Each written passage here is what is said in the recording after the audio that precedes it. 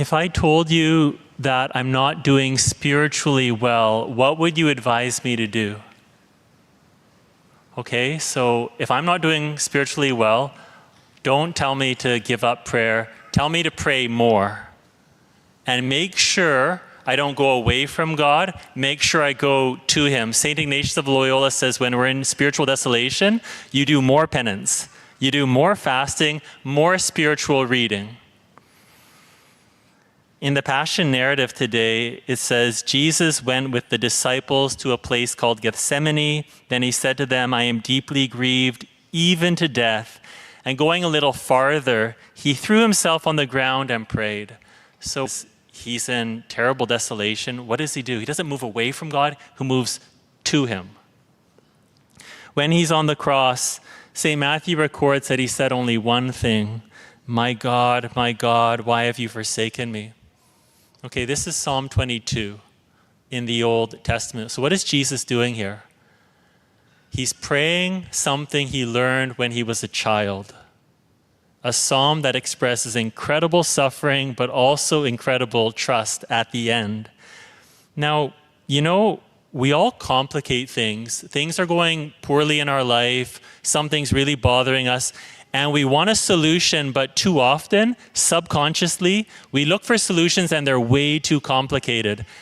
We gotta stop doing this. When you want a solution, just do something really simple. Do the basics. So go back to the fundamental spiritual reality. So here's our proposal today. We've begun Holy Week today. And next is Easter week. And these are the two most important weeks in the whole liturgical year. This is a great time, you only get to do this once a year, to get closer to Jesus.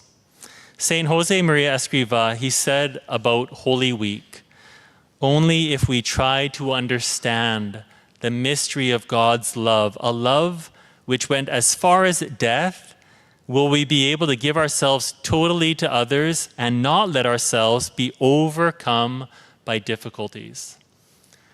And one thing we're going to see in the Passion narrative is that Jesus has a sense of God's timing.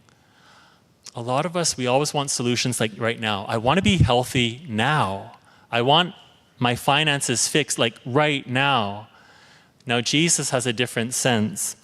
When Peter tries to defend Jesus, Jesus responds, do you think that I cannot appeal to my Father and He will at once send me more than 12 legions of angels? But how then will the scriptures be fulfilled, which say it must happen in this way? Let's just focus on that word fulfilled. Okay, so Jesus has an awareness of the Father's timing. If the Father wants to rescue Him at that moment, He can. If He doesn't, it's part of the Father's plan.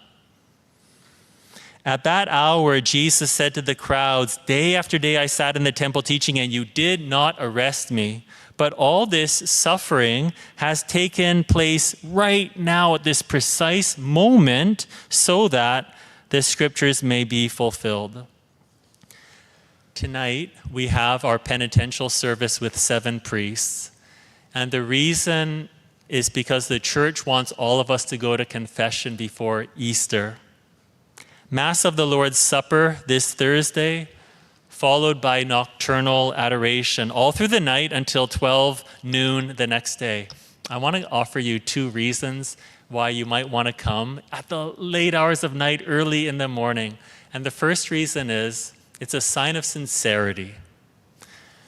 We all ask God for things. We ask for Him to fix things. But sometimes what we do is we say, Jesus, you do the work, and I'll sit back. We're not really invested. Now, some of you might remember, I told this a long time ago, when my grandmother was dying, I said to Jesus, can you please bring her back to you before she dies? And just as a sign of sincerity, there's a kind of food I really like to eat. I'm not going to eat it anymore for the rest of my life. Nothing big, but a sign I'm invested. I'm saying, Jesus, yes, I want you to offer something. Please, I'm offering something too. When Jesus needed help, He prayed for an hour, and he lied flat on the face on the ground, and he sweated blood. And he said, my Father, if it is possible, Let this cup pass from me, yet not what I want, but what you want. So the invitation is to come this Thursday night and offer 1 hour as a sign of sincerity. And you can even offer it for someone who needs God's help. You do the work for someone else. And the second reason to come is because Jesus is making a personal invitation. He says, could you not stay awake with me 1 hour? By January 1st, we are hoping that 500 of us will commit to weekly adoration. Now, this Thursday, we're asking for an hour, but come January 1st, we're not asking for an hour every week. We're just asking for at least 15 minutes. So this is what we do. If we make a promise to Jesus, you keep it every week. And it doesn't have to be perfect.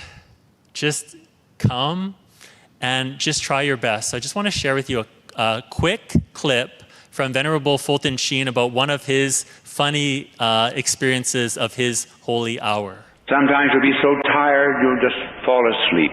All right. I once made a holy hour. I remember I was going from Louvain in Belgium down to Lourdes, and I had 2 hours in Paris, and I had to make my hour. I went to the Church of Saint Roch, and I went in at 2 o'clock. I sat down. I was so tired. I went right to sleep. I woke up exactly at the end of the hour. And I said to the good Lord, did I make the hour? And my angel said, yes, that's the way the apostles made their first one. But he said, do better next time. Friday at noon, we have Stations of the Cross, the celebration of the Lord's Passion at 3 p.m. That's the one time in the year we get to kiss our crucifix, the crucifix of our church. Saturday, we have the Easter Vigil. We'll start outside in darkness. We get to light our baptismal candles, and we get to participate in 8 baptisms. Finally, from April 6th to the 10th, every evening, 6 p.m. Mass is Easter Day. It's considered to be Easter Day itself. So what are we doing here? If we were, let's say, to come to all these liturgies, we're letting the liturgy carry us. Instead of coming up with all these complicated things we need to do to fix our life, just show up, enter into Jesus' prayer, let him carry us. In 1944, during World War II, there was a famous military operation when the Allies had to cross a river in Holland, and they were under heavy fire, and they were basically sitting ducks. And so the leader of the battalion, Major Julian Cook, he was a devout Catholic, and he started praying out loud. And this is captured in this famous 1977 movie. It's so famous that they put it into the movie. Hail Mary, full of grace. Hail Mary, full of grace. Hail Mary, over to the right. Hail Mary, full of grace. Hail Mary, full of grace. Hail Mary, full of grace. Where's our thing? They lost a lot of soldiers in that river crossing. What was Major Cook doing? He's going back to a prayer he learned in his childhood. Keep it really simple. Repeated it over and over again.